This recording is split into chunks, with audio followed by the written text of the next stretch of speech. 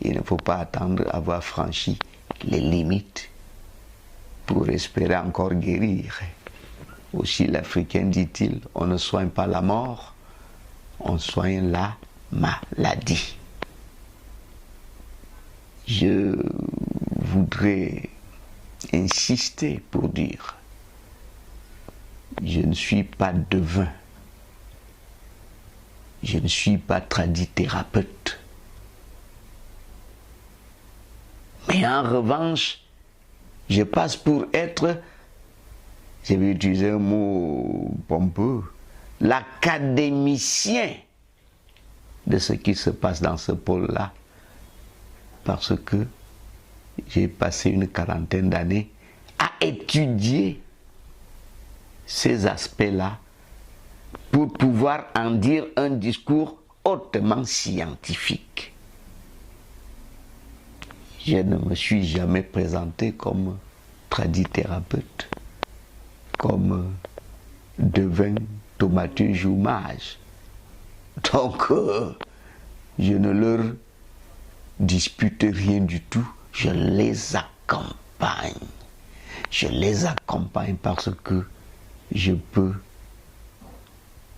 un peu mieux que même les praticiens dire un discours scientifique sur la doctrine, sur l'épistémologie de ce dont ils sont les praticiens.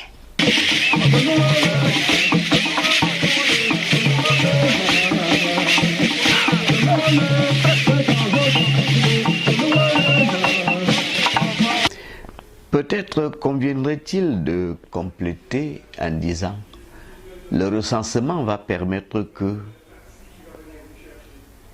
on rende public les véritables professionnels du domaine.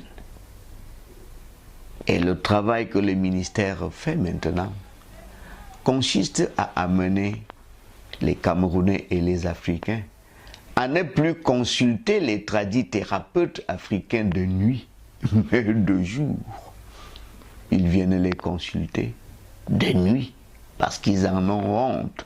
Ils ont peur que l'Église leur dise « Oh, vous avez consulté les marabouts, alors c'est des chemins diaboliques. » Pas du tout. On voudrait donc, après le recensement, ouvrir des espaces où officient des véritables professionnels.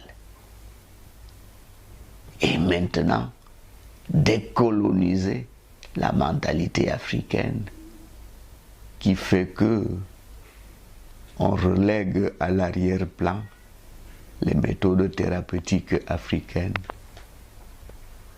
les cliniciens patrimoniaux, qu'on vienne les voir donc de jour. Et voilà, la survenue du Covid a été d'une importance notoire pour la respectabilité de la médecine patrimoniale, de la médecine africaine, parce que là où l'OMS avait déclaré que l'Afrique doit s'attendre au pire, il n'y a pas eu le pire. Et il n'y a pas eu ce pire-là, grâce justement à la prise en charge sanitaire patrimoniale. Voilà.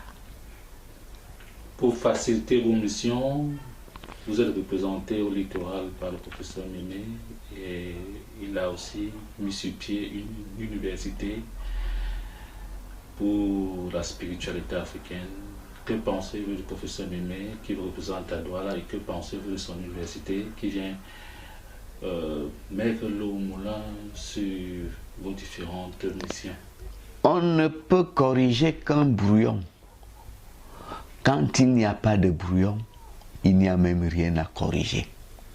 C'est pour ça que j'encourage l'initiative du professeur Mémé, qui ira s'améliorant. C'est bien parce qu'elle a démarré. A-t-elle bien démarré? A-t-elle mal démarré? Ça n'est pas important.